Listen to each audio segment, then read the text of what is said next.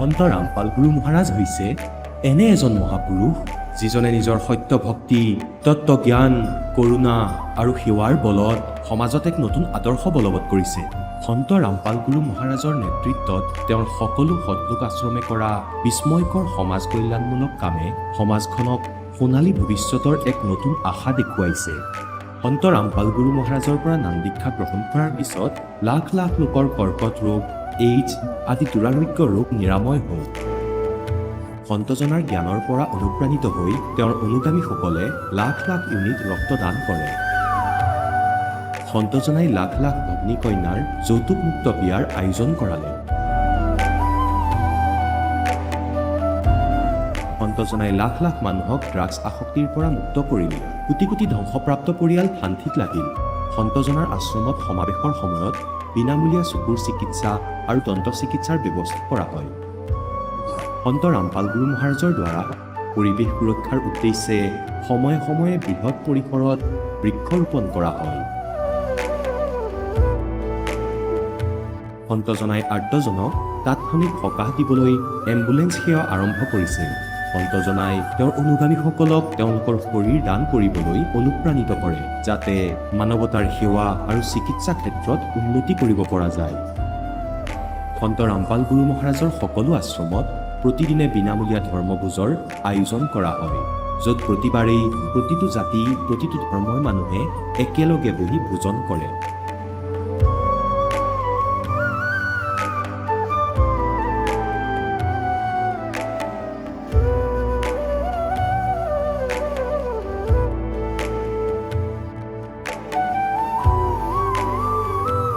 সন্ত ৰামপাল গুৰু মহাৰাজৰ আশ্ৰমত সহস্ৰাধিক বৃদ্ধ বৃদ্ধাই শ্ৰদ্ধা আৰু মৰমেৰে জীৱন যাপন কৰাৰ সুযোগ পায়। তেওঁলোকৰ থকা খোৱাৰ আৰু স্বাস্থ্যৰ সম্পূৰ্ণ দায়িত্ব সন্ত ৰামপাল গুৰু মহাৰাজে বহন কৰে। অনাথ শিশুৰ বাবে সন্ত ৰামপাল গুৰু মহাৰাজৰ সকলো আশ্ৰম বিশেষ বৰদানতকৈ কম নহয়, য'ত তেওঁলোকক শিক্ষা, সংস্কাৰ আৰু ভৱিষ্যতৰ বাবে উন্নত সুবিধা প্ৰদান কৰা হয়। বানপানী, ভূঁইকঁপ বা মহামাৰী যিয়েই নহওক, সন্ত ৰামপাল গুৰু মহাৰাজ আৰু তেওঁৰ অনুগামীসকল সদায় আৰ্তজনৰ বাবে আগ্ৰনোৱা হৈ থাকে। কোভিড মহামাৰীৰ সময়ত সন্ত ৰামপাল গুৰু মহাৰাজৰ আশ্ৰমৰ পৰা কোটি কোটি লোকক খাদ্য, ঔষধ আৰু জীৱন ৰক্ষক সামগ্ৰী যোগান ধৰা হৈছিল। দুখীয়াক সকাহ কৰাই হওক বা যিকোনো শোষিত বা নিপীড়িত শ্ৰেণীৰ অধিকাৰ আৰু মৰ্যাদাৰ বাবে যুঁজ দিয়াই হওক, সন্ত ৰামপাল গুৰু মহাৰাজে সদায় তেওঁলোকৰ সকলো ন্যায্য দাবী চৰকাৰৰ ওচৰলৈ লৈ গৈছে আৰু তেওঁলোকক উপযুক্ত ন্যায় প্ৰদানৰ ক্ষেত্ৰত গুৰুত্বপূৰ্ণ ভূমিকা পালন কৰি আহিছে। সমাজত আধ্যাত্মিক আৰু সামাজিক মূল্যবোধৰ প্ৰতি সজাগতা অনাৰ প্ৰতিটো পদক্ষেপতে সন্ত ৰামপাল গুৰু মহাৰাজ মানৱতাৰ প্ৰকৃত সেৱক হিচাপে প্ৰমাণিত হৈছে। সন্ত ৰামপাল গুৰু মহাৰাজৰ জীৱনে আমাক শিকাইছে যে প্ৰকৃত সেৱা সেইটোহে যিটো নিস্বাৰ্থভাৱে কৰা হয়। আহক আমিও এই মহান সন্তজনৰ এই মহান সেৱাৰ কামত যোগ দিম আৰু সন্ত ৰামপাল গুৰু মহাৰাজৰ পৰা নাম দীক্ষা লৈ আমাৰ জীৱন ধন্য কৰি তোলোঁ।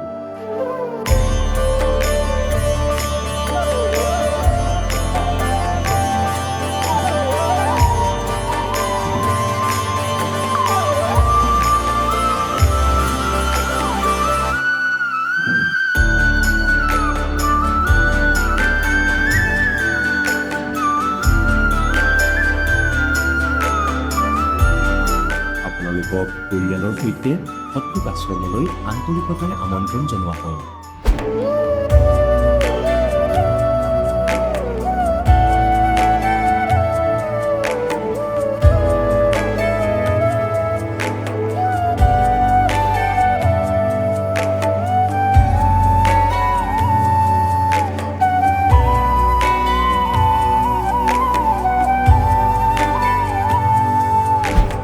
পূৰ্ণ পৰমাত্মাক পাবলৈ আৰু তেওঁৰ পৰা প্ৰকৃত লাভ প্ৰাপ্ত কৰিবলৈ পবিত্ৰ বাইবেলত প্ৰমাণ আছে যে প্ৰভুৱে মানুহক নিজৰেই স্বৰূপত সৃষ্টি কৰিলে, 6 দিনত সৃষ্টি ৰচনা কৰি 7ম দিনত বিশ্ৰাম লৈছিল। কোৰাণ শ্বৰীফত প্ৰমাণ পোৱা গৈছে যে স্বয়ং খোদাই হজৰত মহম্মদক কৈছে যে মই তোমাক সেই পৰমাত্মাৰ মহিমা ক'বলৈ পঠিয়াইছোঁ। সেইজন পৰমাত্মা হৈছে কবীৰ, যিজনে 6 দিনত সৃষ্টি ৰচনা কৰি 7ম দিনত সিংহাসনত আৰোহণ কৰিলে। তেওঁৰ খবৰ কোনোবা বা খবৰ তত্ত্বদৰ্শী সন্তক সুধি চাওকচোন। অনুগ্ৰহ কৰি অৱশ্যেই শুনক জগতগুৰু তত্ত্বদৰ্শী সন্ত ৰামপাল গুৰু মহাৰাজৰ অমৃত বচন। নমস্কাৰ ছাৰ। নমস্কাৰ ছাৰ। ছাৰ কি নাম আপোনাৰ? পংকজ সাক্সেনা। পংকজ, আপুনি ক'ৰ পৰা আহিছে? দিল্লীৰ ছোনিয়া গান্ধী কেম্প। পংকজ, আপুনি সন্ত ৰামপালদেৱ মহাৰাজৰ পৰা নাম দীক্ষা কেতিয়া ল'লে? 14/4/2011। পংকজ, সন্ত ৰামপালদেৱ মহাৰাজৰ পৰা নাম দীক্ষা লোৱাৰ আগতে আপুনি কিবা ভক্তি সাধনা কৰিছিলনে? হয়, কৰিছিলোঁ। বাবা হৰদেৱ সিং মহাৰাজৰ সাধনা কৰিছিলোঁ। নিৰংকাৰী হয় তেওঁ। তেওঁৰ লগত প্ৰায় 8 বছৰ জড়িত হৈ আছিলোঁ। তাত মই বহুত বেছি ভক্তি কৰি থাকিলোঁ, কিন্তু মই লাভ পোৱা নাছিলোঁ। সেৱাদাৰো হৈ গৈছিলোঁ, কিন্তু মোৰ শাৰীৰিক সমস্যা কিছুমান আছিল, যেনে কঁকালৰ বিষ, মোৰ সেয়া ভাল হোৱা নাছিল। মই তাত এই সেৱা কৰিছিলোঁ যে আমাক এযোৰ কাপোৰ দিয়া হৈছিলে পুলিচৰ দৰে। সেয়া পিন্ধি মই তাত সকলো ভক্তৰ সেৱা কৰিছিলোঁ। পেণ্ডেলবোৰ ইফাল সিফাল কৰা আৰু মেটসমূহ পাৰা আৰু কিবা কিবি কাম, এইবোৰ সেৱাই মই তাত কৰিছিলোঁ। ভাণ্ডাৰাবোৰত যেনে ধৰক লংগৰ লাগিছে, এই ধৰণৰ সেৱাই কৰিছিলোঁ তাত। তাৰপিছত মই আশুতোষ নামৰ এজন মহাৰাজ আছে, তেওঁৰ পৰা মই নাম দীক্ষা উপদেশ ল'লোঁ, লাভ পাম বুলি ভাবি। তেওঁ ক'লে যে বিনা নিত বজায় নিশ্চিন্ত বাজে ঘণ্টা শংখ নগাৰীৰে। তেওঁ ক'লে যে পৰমাত্মাক তোমাৰ নিজৰ শৰীৰৰ ভিতৰতেই দেখা পাবা। মই ক'লোঁ যে ঠিক আছে ভাই, দেখাই দিয়ক। তেওঁ এনেকৈ মোক কাণ বন্ধ কৰিব ক'লে আৰু ক'লে যে তুমি এতিয়া ইয়াৰ ভিতৰত শুনা পাবা। মই সেয়া প্ৰায় 1.5-2.5 ঘণ্টা বহি থাকিলোঁ আৰু তাৰ ভিতৰত যেতিয়া চালোঁ, তেতিয়া মই পোহৰ দেখা পালোঁ, বহুত তীব্ৰ পোহৰ দেখা পালোঁ। আৰু পোহৰ দেখা পাইছিলোঁ নীলা হালধীয়া আছিলে। মই সেয়া দেখি ভাবিলোঁ যে তেওঁৱেই পৰমাত্মা। তাৰপিছত লাহে লাহে প্ৰায় আমি 1.5 ঘণ্টা অথবা 2 ঘণ্টা, প্ৰায় 1 ঘণ্টা সদায় কৰিছিলোঁ এই সাধনা। যেতিয়া আমি টাইম পাইছিলোঁ তেতিয়া আমি এই কাম সদায় কৰিছিলোঁ। তাৰপিছত মোৰ ভৰিখন ফুলিব ধৰিলে, গাঁঠিত ইয়াত গাঁঠিবোৰ ফুলিব ধৰিলে। ফুলি যোৱাৰ কাৰণে মই ভালদৰে কাম কৰিব পৰা নাছিলোঁ। আকৌ ক'লে যে তোমাৰ এই সমাধি ভাল, পৰমাত্মাই তোমাক সদায় দেখে। কিন্তু তাৰপিছতো মোৰ সমস্যা ভাল নহ'ল, বাঢ়ি গৈয়ে থাকিল। ভৰিৰ বিষ। তাৰপিছত আশুতোষ মহাৰাজৰ যি শিষ্য আছিল, তেওঁৰ ওচৰলৈ গৈ মই সুধিলোঁ যে মোৰ এই ভৰিত বিষ হয়। ক'লে যে লাহে লাহে সকলো ঠিক হৈ যাব, কেৱল ভগৱানৰ সমাধি কৰা ভালদৰে। মোৰ চকুতো বিষ হ'বলৈ ধৰিছিলে, পানী ওলাব ধৰিছিলে, ইমান বিষ হৈছিলে। চকু এনেকৈ বন্ধ কৰি যেতিয়া মই তেওঁক চাইছিলোঁ, তাৰপিছত কি হ'ল ছাৰ, মই লাহে লাহে বহুত চিন্তাত পৰিব ধৰিলোঁ, কাণেৰেও কম শুনিব ধৰিলোঁ। এই অৱস্থাৰ বাবে মই বহুত চিন্তাত পৰি গৈছিলোঁ। তেন্তে ছাৰ, আপুনি সন্ত ৰামপালদেৱ মহাৰাজৰ শৰণলৈ কেনেকৈ আহিল? ছাৰ, এটা চেনেল আছে, তাত সন্ত ৰামপালদেৱ মহাৰাজৰ সৎসংগ চলি আছিল। সন্ত ৰামপালদেৱে কৈ আছিলে যে যিসকল মোৰ শিষ্য হয় তেওঁৰ তাত 24টা সিদ্ধি আহি যায়। এই প্ৰথম নাম উপদেশ যিয়ে লৈ লয়, সন্ত ৰামপালদেৱে এই শব্দ কৈছিলে যে সোহম নাম যি আছে, ধ্ৰুৱ আৰু প্ৰহ্লাদেও পাৰ কৰিব নোৱাৰিলে, গতিকে তুমি কেনেকৈ পাৰ কৰিবা? তাৰপিছত মই ভাবিলোঁ যে সোহম নামটোতো ময়ো পাইছোঁ। আশুতোষ মহাৰাজদেৱে কৈছিলে বাহিৰলৈ এৰা, হম ভিতৰলৈ নিয়া। এয়াই সোহম হৈ গ'ল, ভগৱানৰ নাম হৈ গ'ল। এনেকুৱা কৰি কৰি মই ক'লোঁ যে আমিওতো এনেকুৱা নাম জপে কৰোঁ, ধ্ৰুৱ প্ৰহ্লাদেই যদি পাৰ কৰিব পৰা নাই, আমি কেনেকৈ পাৰিম? ভাবিলোঁ যাওঁ এওঁলোকৰ ওচৰলৈ এবাৰ চাই লওঁ কিনো কথা। তাৰপিছত এবাৰ দুবাৰ সৎসংগ শুনাৰ পিছত কি দেখিলোঁ, সাধনা চেনেলত ব্ৰহ্মা বিষ্ণু মহেশ্বৰক সন্ত ৰামপালদেৱে কৈ আছে যে তেওঁলোক অজয় অমৰ অবিনাশী নহয়, তেওঁলোকো নাগবান হয়, তেওঁলোকো মানে পূজাৰ যোগ্য নহয়, পূৰ্ণ পৰমাত্মা নহয়, যিয়ে তোমালোকৰ সংকটক নিবাৰণ কৰিব পাৰিব। তেতিয়া মই ভাবিলোঁ যে কেনেকুৱা সন্ত এওঁ, ব্ৰহ্মা বিষ্ণু মহেশ্বৰকতো আজিলৈকে আমি পূজা কৰি আহিছোঁ, এওঁ আকৌ কেনেকুৱা সন্ত, যাওঁচোন এবাৰ লগ কৰি আহোঁ। সতলোক আশ্ৰম জিলা হিছাৰ বৰৱালালৈ গ'লোঁ। তাত সন্ত ৰামপালদেৱ মহাৰাজৰ পৰা উপদেশ ল'লোঁ। তেতিয়া মোৰ এনেকুৱা লাগিল যে মোৰ শৰীৰত যেন 1000 টন বোজা আছিল আগতে, বহুত ওজন থকা যেন লাগিছিল। এনেকুৱা লাগিছিল যেন হঠাতে কিবা আঁতৰিল। যেতিয়াই গুৰুদেৱৰ ওচৰলৈ গ'লোঁ, গুৰুদেৱে আশীৰ্বাদ দিলে। তেতিয়া মই এনেকুৱা অনুভৱ কৰিলোঁ যেন মোৰ শৰীৰটো বহুত পাতল অনুভৱ কৰিলোঁ, একেবাৰে ফুল এটাৰ নিচিনা। পংকজ, আপুনি সন্ত ৰামপালদেৱ মহাৰাজৰ পৰা নাম দীক্ষা লোৱাৰ পিছত কিবা লাভপ্ৰাপ্ত কৰিলেনে? হয়, মই বহুত ডাঙৰ লাভ প্ৰাপ্ত কৰিছোঁ। সেই লাভ এনেকুৱা আছিল, শাৰীৰিক সমস্যা মানে মই যেতিয়া অন্য গুৰুসকলক পূজা কৰিছিলোঁ, মোৰ ভৰিখনো বেয়া হৈ গৈ আছিলে লাহে লাহে। কাণেৰেও কমকৈ শুনিব ধৰিছিলোঁ। পিঠিৰ ৰাজহাড়ডালো মোৰ বহুত বিষ কৰিব ধৰিলে। বহি বহি 2-2.5 ঘণ্টা পুৱা গধূলি কৰাৰ কাৰণে। তাৰপিছত মই যেতিয়া সন্ত ৰামপালদেৱ মহাৰাজৰ পৰা উপদেশ ল'লোঁ, তেতিয়াৰ পৰাই মই বহুত সুখী হ'লোঁ। কোনো বিষ নাই। এতিয়া চশমাও নিপিন্ধোঁ, আগতে চশমা পিন্ধিব লাগিছিলে। এতিয়া চশমাও খুলিলোঁ সন্ত ৰামপালদেৱ মহাৰাজৰ দয়াত, আৰু সকলো সুখ পাইছোঁ। মই আগতে বহুত গৰীব আছিলোঁ আৰু আৰ্থিক স্থিতি বহুত দুৰ্বল আছিলে। মই ভগৱানক পাবলৈ ব্যাকুল আছিলোঁ। তাৰপিছত পৰমাত্মা সন্ত ৰামপালদেৱ মহাৰাজৰ লগত যেতিয়া জড়িত হ'লোঁ, তেতিয়াৰ পৰা মই সকলো সুখ পাইছোঁ। মোৰ পত্নীৰ এখন ভৰিত বিষ হৈছিলে। যেতিয়া বিষ হ'ল, তেতিয়া প্ৰথমে ছফদৰগঞ্জ হস্পিটালত দেখুৱালোঁ। তাৰপিছত এইমছত দেখুৱাত তেওঁলোকে ক'লে যে ইয়াৰ পৰীক্ষা কৰিব লাগিব। পৰীক্ষা কৰাত তেওঁলোকে ক'লে যে ভৰিখন ফুলি ডাঙৰ হৈ উঠিছে, গতিকে এতিয়া অপাৰেশ্যন কৰিব লাগিব। তেতিয়া মোৰ ৱাইফে মানুহজনীয়ে ক'লে যে মই অপাৰেশ্যন নকৰাওঁ, অপাৰেশ্যন। এতিয়া গুৰুদেৱকে প্ৰাৰ্থনা জনাম, সন্ত ৰামপালদেৱ মহাৰাজক প্ৰাৰ্থনা জনাম, ঠিক হওক বা নহওক। যেতিয়া তেওঁক প্ৰাৰ্থনা জনালে, তেতিয়া সেইফালৰ পৰা আদেশ আহিলে যে মালিকে দয়া কৰিব। মালিকে দয়া কৰিব বুলি কোৱাত ভাল পালোঁ। তাৰপিছত প্ৰায় 1-2 মাহমান পিছত যি সেই ভৰি ফুলা আছিলে, গমেই নাপালোঁ ক'লৈ গ'ল। এতিয়া তাই একেবাৰে সুস্থ, সুৰক্ষিত, বিনা অপাৰেশ্যনেৰে সন্ত ৰামপালদেৱ মহাৰাজৰ দয়াত ঠিক হৈ গ'ল। পংকজ, আপুনি কৈছে যে আপুনি নিৰংকাৰী পন্থত 8 বছৰলৈকে আছিলে, তাত সেৱাদাৰ হৈও আছিলে। তাৰপিছত আপুনি আশুতোষ মহাৰাজৰ ওচৰলৈ গ'ল, তাত 5 বছৰ আছিলে আৰু ইমানেই মেডিটেশ্যন কৰিলে যে শৰীৰো অসুস্থ হ'ল। আপুনি ভগৱানক পাব বিচাৰিছিলে, কিয় পাব বিচাৰিছিলে? ভগৱানক মই সেইবাবে পাব বিচাৰিছিলোঁ, মই সৰু থাকোঁতে আমাৰ গাঁৱত শ্ৰীকৃষ্ণ লীলা পাতিছিলে। যেতিয়া চাইছিলোঁ তাত কৃষ্ণৰ গুৰুদেৱ দুৰ্ভাষা ঋষি হৈছিলে, তেতিয়া ভাবিছিলোঁ এওঁ ভগৱানেনে? কৃষ্ণ যদি ভগৱানেই, তেওঁ যদি গুৰু বনাবলগীয়া হৈছে, তেন্তে আমি কিয় হ'ব নালাগিব? আমিতো একেবাৰে সাধাৰণহে। প্ৰথমে আমিহে গুৰু বনাব লাগে। তেতিয়া মোৰ গুৰু বনোৱাৰ বহুত বেছি ইচ্ছা মোৰ মনৰ ভিতৰত উৎপন্ন হ'ল। তেতিয়া মই গাঁৱতেই নিৰংকাৰী গুৰুদেৱক পালোঁ। তাৰপিছত তেওঁক গুৰু বনালোঁ। তাৰপিছত আশুতোষক গুৰুদেৱ বনালোঁ। তাৰপিছত যেতিয়া মই পূৰ্ণ পৰমাত্মা সন্ত ৰামপালদেৱ মহাৰাজক দেখিলোঁ, জানিলোঁ, তেতিয়াহে মই সন্তুষ্টি পালোঁ। গতিকে মই এতিয়া আন কাকোকে গুৰু বনাব নিবিচাৰোঁ।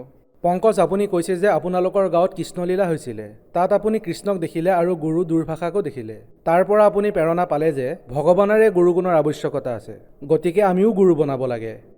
তাৰ পৰাই আপোনাৰ ভগৱানক পোৱাৰ ইচ্ছা প্ৰকট হ'ল। তেন্তে কি সন্ত ৰামপালদেৱ মহাৰাজৰ শৰণলৈ অহাৰ পিছত ভগৱানক পালেনে? হয় মই ভগৱানক পালোঁ। এনেকুৱা ভগৱানক পালোঁ যে এওঁ পূৰ্ণ পৰমাত্মা। এয়া শাস্ত্ৰ অনুসাৰে কৰা ভক্তি হয়। এই শাস্ত্ৰবিধি আমাৰ যি গুৰুদেৱ আছে, যি পূৰ্ণ পৰমাত্মা আছে, তেওঁ পঢ়ি পঢ়ি শুনায়। পূৰ্ণ গুৰু যি হয়, তেওঁ শাস্ত্ৰৰ জ্ঞান দিয়ে। যিজন নিৰংকাৰী আছিলে, তেওঁ নিজৰ মনৰ মতেহে নাম দিছিলে, যিটো শাস্ত্ৰত ক'তোৱে প্ৰমাণ নাই। আৰু যিজন আশুতোষ আছিল, তেওঁ কি কাম কৰিলে? এটা শব্দক 2টা ভাগত ভাগ কৰি দিলে। বাহিৰলৈ এৰা, ভিতৰলৈ নিয়া। এয়া কোনো মন্ত্ৰ নহয়, এয়াতো কবিৰ সাগৰৰ পৰা চুৰ কৰা মন্ত্ৰহে। সতনামটো কিবা বেলেগ হয়। এয়া কেৱল সন্ত ৰামপালদেৱ মহাৰাজেহে ক'ব পাৰিব তাৰ বিষয়ে, আৰু এই পৃথিৱীৰ আন কোনেও ক'ব নোৱাৰে। পংকজ, আপুনি নিৰংকাৰী পন্থত 8 বছৰলৈকে আছিলে। আশুতোষ মহাৰাজৰ লগত আপুনি 5 বছৰ ভক্তি সাধনা কৰিলে। প্ৰায় 13 বছৰ ধৰি আপুনি গুৰুৰ শৰণত আছিলে। তাৰপিছত আপুনি এই সকলোবোৰ বাদ দি সন্ত ৰামপালদেৱ মহাৰাজৰ শৰণলৈ আহিল। সমাজত এটা ধাৰণা এইটোও আছে যে গুৰু সলনি কৰিব নালাগে। তথাপিও আপুনি গুৰু সলনি কৰিলে। আপোনাৰ হিচাপত আপুনি ঠিকে কৰিলেনে? হয় ছাৰ, মই মোৰ হিচাপত ঠিকেই কৰিছোঁ। শাস্ত্ৰত প্ৰমাণ আছে, যেতিয়ালৈকে সত্য গুৰু নোপোৱা তেতিয়ালৈকে 10, 20, 50টা গুৰু বনাব পাৰা। মানে সঁচা গুৰু যেতিয়ালৈকে নোপোৱা তেতিয়ালৈকে গুৰু চেঞ্জ কৰি থাকা, তাত একো পাপ নালাগে। এতিয়া আমি আন গুৰুক গুৰু বনোৱাৰ প্ৰয়োজন নাই। পূৰ্ণ পৰমাত্মা সন্ত ৰামপালদেৱ মহাৰাজেই মোৰ গুৰু হয়। ছাৰ, আপুনি কৈছে যে এতিয়া সঁচা গুৰু পাইছে। তেন্তে কি আগতে আপুনি যি ভক্তি সাধনা কৰিছিলে, যেনে আশুতোষ মহাৰাজ অথবা নিৰংকাৰী পন্থ আছে, বাবা হৰদেৱ সিং আছে, এওঁলোক কি সঁচা গুৰু নাছিল? এওঁলোক মিছলীয়া গুৰু। আপুনি কেনেকৈ ক'ব পাৰে যে এওঁলোক মিছলীয়া গুৰু? মই এইকাৰণে ক'ব পাৰোঁ, কাৰণ এওঁলোকে শাস্ত্ৰৰ বিধি অনুসৰি সাধনা নিদিয়ে।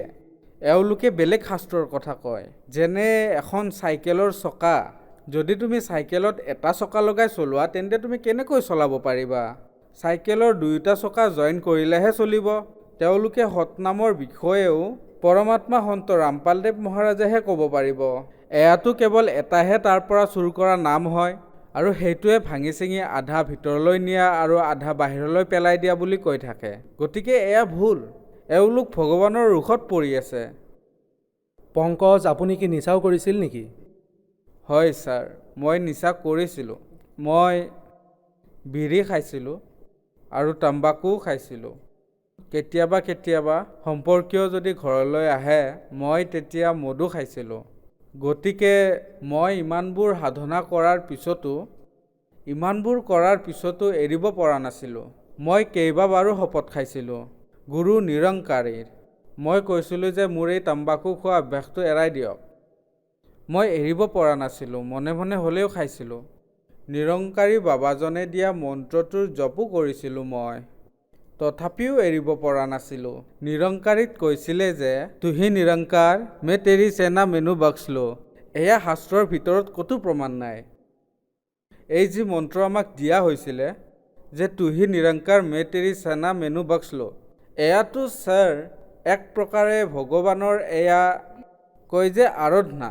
ছাৰ, আপুনি কৈছে যে আপুনি নিৰংকাৰী পন্থত আছিল আৰু নিচা এৰিব বিচাৰিছিল কিন্তু এৰিব পৰা নাছিল। তেন্তে কি নিৰংকাৰী পন্থত নিচা কৰাটো এলাও আছিল নেকি? হয়, এলাও আছিল। তাত মাংস খোৱাও এলাও আছিল। কোৱা হয়, খান পান সিৰ্ফ তন কে খাতিৰ ৰুহ সে কোই সম্বন্ধ নেহি। তাত মাংসও খাব পাৰে আৰু নিচাও কৰিব পাৰে। তাত কৰিব নোৱাৰে য'ত সৎসংগ চলি থাকে। পিছত সকলো কৰিব পাৰে। তেতিয়া মই এয়া ভাবিলোঁ যে এওঁলোকে নিচাও কৰে আৰু বেলেগ জন্তুৰ মাংসও খায়, তো এওঁলোকে কেনেকৈ ভগৱানক প্ৰাপ্ত কৰিব পাৰিব? সেইবাবে মই এৰি দিলোঁ। তেন্তে কি সন্ত ৰামপালদেৱ মহাৰাজৰ শৰণলৈ অহাৰ পিছত আপুনি নিচা কৰিব এৰিলেনে? হয় ছাৰ, সন্ত ৰামপালদেৱ মহাৰাজৰ পৰা যেতিয়াই উপদেশ ল'লোঁ, উপদেশ দিয়াৰ পিছত মোক ক'লে যে এইবোৰ তুমি কৰিব নোৱাৰা। তেতিয়া মই ভাবিলোঁ যে ভাই মই ইমান দিনে চেষ্টা কৰিও এয়া এৰাব পৰা নাছিলোঁ, আৰু এবাৰ চেষ্টা কৰি চাওঁ। তেতিয়া ভগতদেৱে ক'লে যে চেষ্টা কৰিবা, নাখাবা। মই ক'লোঁ ঠিক আছে। সন্ত ৰামপালদেৱ মহাৰাজৰ পৰা উপদেশ লৈ অহাৰ পিছত যেতিয়া মোৰ খোৱাৰ বাবে ইচ্ছা গৈছিলে, তেতিয়া মই প্ৰথম মন্ত্ৰ মাতিবলৈ আৰম্ভ কৰি দিওঁ, আৰু যেতিয়া আৰম্ভ কৰোঁ তেতিয়া সেই নিচা মোৰ ওচৰলৈ নাহিছিল। এতিয়া যদি কোনোবাই বিড়ি, চিগাৰেট, তাম্বাকু খাই মোৰ ওচৰলৈ আহে, মই বহুত বেয়া গোন্ধ পাওঁ। আগতেতো ভাল পাইছিলোঁ, কিন্তু এতিয়া বহুত বেয়া গোন্ধ পাওঁ ছাৰ। এতিয়া মই এনেকৈ মোৰ নিচাৰ অভ্যাস এৰিব পাৰিলোঁ। ধন্যবাদ ছাৰ। ধন্যবাদ। এতিয়া জগতগুৰু তত্ত্বদৰ্শী সন্ত ৰামপাল গুৰু মহাৰাজৰ সৎসংগৰ মাধ্যমেৰে সেই অদ্বিতীয় আধ্যাত্মিক জ্ঞানৰ বিষয়ে জানি লওঁ, যাৰ মাধ্যমেৰে আপোনালোকেও প্ৰাপ্ত কৰিব পাৰিব এনেকুৱা আধ্যাত্মিক, মানসিক আৰু ভৌতিক সুখ, যি এতিয়ালৈকে কেৱল আপোনালোকে মীৰাবাই, ধ্ৰুৱ, প্ৰহ্লাদ আদি কেইজনমান ভক্তৰ জীৱন কথাতহে শুনিছে। এতিয়া শুনক তত্ত্বদৰ্শী সন্তৰ সৈতে শাস্ত্ৰ অনুকূল ভক্তি সৎসংগ, এনেকুৱা অদ্বিতীয় আধ্যাত্মিক জ্ঞান, যাৰ প্ৰমাণ আছে সকলো ধৰ্মৰ সকলো পবিত্ৰ শাস্ত্ৰত।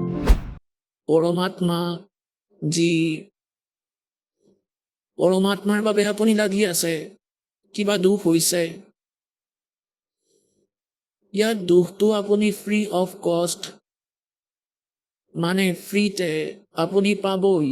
আমাৰ ইয়াৰে মেইন উদ্দেশ্য নহয় যে আপোনাক ই সুখ দিব, ল'ৰা দিব, ছোৱালী দিব, ঘৰ মহল বা আন কিবা কষ্ট সংকট আছে, কোনোবা তিনিতাপত পীড়িত।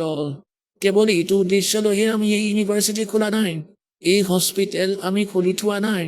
আমাৰ মূল উদ্দেশ্য হ'ল জন্ম আৰু মৃত্যুৰ দীৰ্ঘৰূপ নাশ কৰাহে। এয়া হ'ল মূল কাম।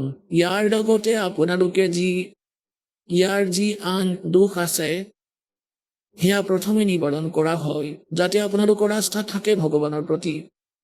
ইয়াৰ অবিহনেতো আপুনি ভগৱানক নিচিনিবই। এতিয়া যেনেকৈ কোনোবাই এনেকুৱা যাদু মন্ত্ৰ কৰিছিলে, সিদ্ধি দেখুৱাইছিলে,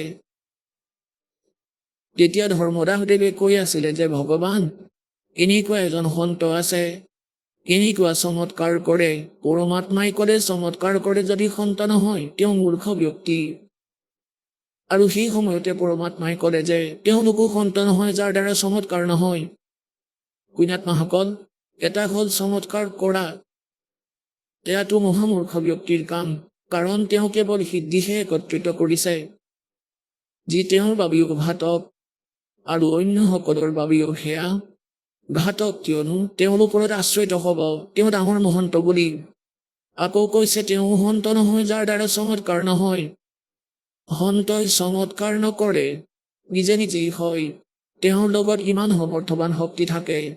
তেওঁৰ উদ্দেশ্য চমৎকাৰ কৰা নহয়, উদ্ধাৰ কৰাহে হয়। আৰু চমৎকাৰ সেইবোৰ যিবোৰে আপোনাক সুখ দিয়ে, সেয়াতো গণনাই কৰিব নোৱাৰিব আপুনি, কাৰণ সমৰ্থবান শক্তিৰ সঁহাৰি থাকিব আপোনাৰ লগত। গতিকে কি কয়, পৰমাত্মাই আমাক মনত পেলাই দিয়ে যে যেতিয়ালৈকে মোৰ মৰ্যাদাত থাকিবা আপোনাক ইয়াৰে সকলো সুখ দিম যিবোৰক আপুনি সুখ বুলি ভাবে।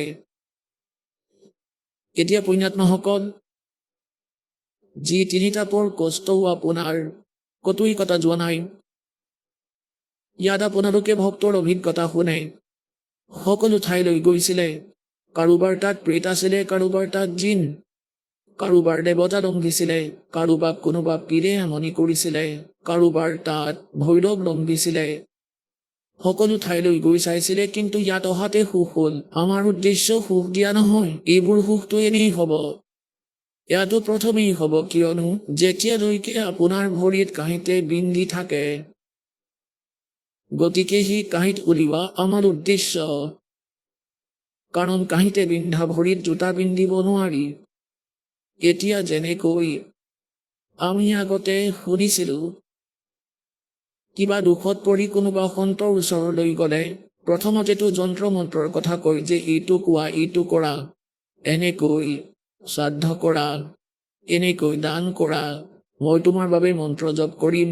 যেতিয়া একো নহৈছিলে শেষত এইটো কৈছিলে যে এয়াতো আপোনাৰ ভাগ্যত লিখা আছে, এই কষ্টটো আপোনাৰ ভাগ্যত আছে, ভুগিবই লাগিব। তথাপিও কৈছিলে যে হ'ব, ৰাম নাম জপ কৰি থাকিবা। এতিয়া পুণ্যাত্মাসকল ধৰক কাৰোবাৰ ভৰিত কাঁহিতে বিন্ধিছে, আৰু যদি কাৰোবাৰ ওচৰত যোৱাত তেওঁ কয় আৰু তেওঁৰ ওচৰত কোনো ধৰণৰ সাধন নাই সেই কাঁহিতডাল উলিওৱাৰ, তেওঁ যদি তেতিয়া কয় কাঁহিতডাল দেখোন ওলোৱা নাই, এইডালটো লাগিয়ে থাকিব কিয়নো দল হৈ গৈছে, এতিয়া তুমি জোতা পিন্ধা, আগলৈ কাঁহিতে নিপিন্ধিব। গতিকে কাঁহিতে বিন্ধি থকা ভৰিত জোতা পিন্ধিব নোৱাৰি, প্ৰথমে কাঁহিত উলিয়াব লাগিব। তাৰপিছত উপদেশ দিয়া হ'ব যে জোতা নুখুলিবা, আৰু নহ'লে এই কষ্ট আকৌ পাবা তুমি। গতিকে এই ব্যক্তি সেই পীড়াৰ সৈতে পৰিচিত।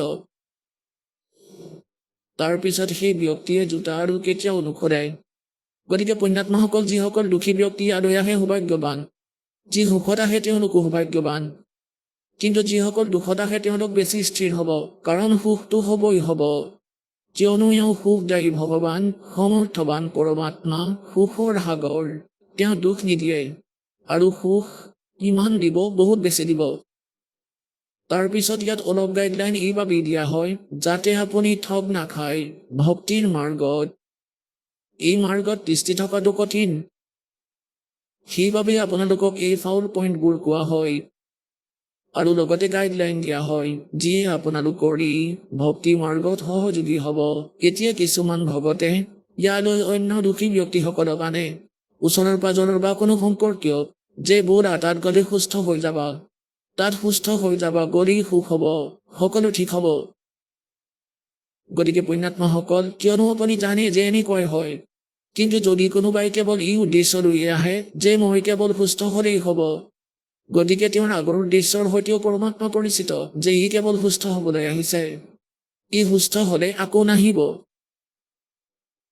গতিকে পুণ্যাত্মাসকল, এই দাসে 1994 পৰা ঠিক আজিলৈকে এই পৰমাত্মাৰ একেবাৰে ওচৰলৈ সান্নিধ্যলৈ অহাৰ অৱসৰ পাইছে।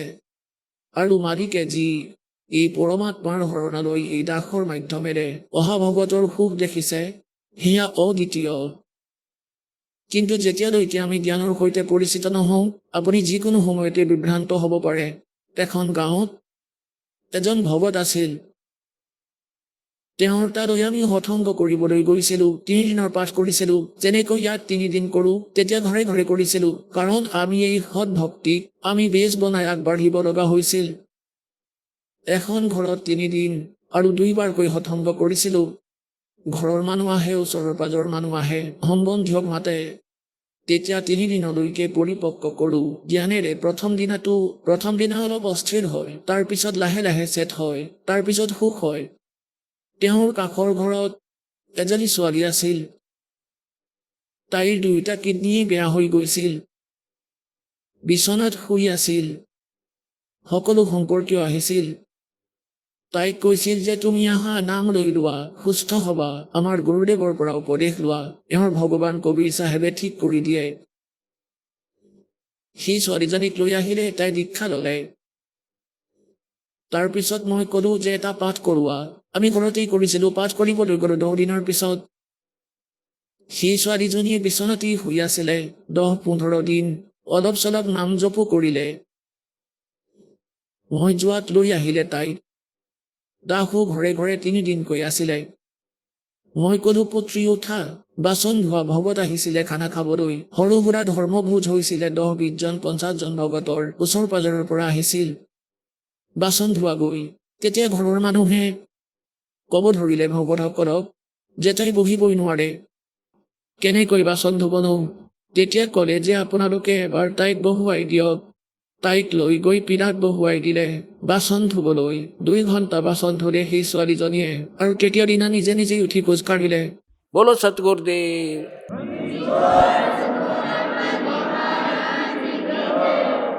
তাইৰ কি হ'ল, একেবাৰে সুস্থ হ'ল, বিয়া হ'ল, আকৌ নাম এৰি দিলে, অহা বন্ধ কৰিলে। সেই কথাবোৰৰ 10 বছৰ হ'ল। গতিকে কোৱাৰ ভাৱ এইটো যে এই পৰমাত্মা অহাৰ লগে লগেই সুখ দিব পাৰে। কিন্তু আপোনালোকৰ জৰা ফুকা কৰাৰ অভ্যাস হৈ গৈছে। এবাৰত যদি ভাল পাওঁ তেন্তে আকৌ নাহোঁ কেতিয়াও। আৰু আমাৰ উদ্দেশ্য হ'ল যে এই সুখটো আপুনি পাবই পাব। কিন্তু আমি বাৰে বাৰে ইয়ালৈ মাতি আপোনালোকক আমি ভক্তি আৰু জ্ঞানেৰে পূৰ্ণ কৰিব বিচাৰোঁ, যাতে আপোনাৰ ভক্তিৰ সংস্কাৰ বাঢ়ক।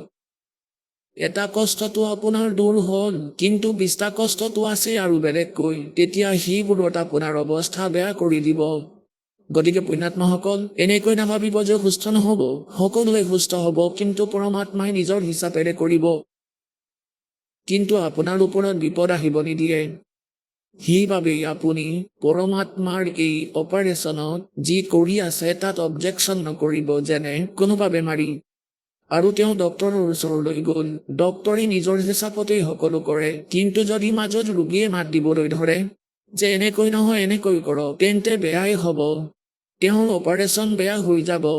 গতিকে পৰমাত্মাই আপোনাক সুখ দিব, আপোনাৰ মূৰত হাত থ'ব, আপোনাৰ সন্তানক সুৰক্ষা দিব আৰু আপোনাক মুক্তি দিব। আপুনি বিশ্বাসেৰে লাগি থাকিব। বলো সতগুৰুদেৱ।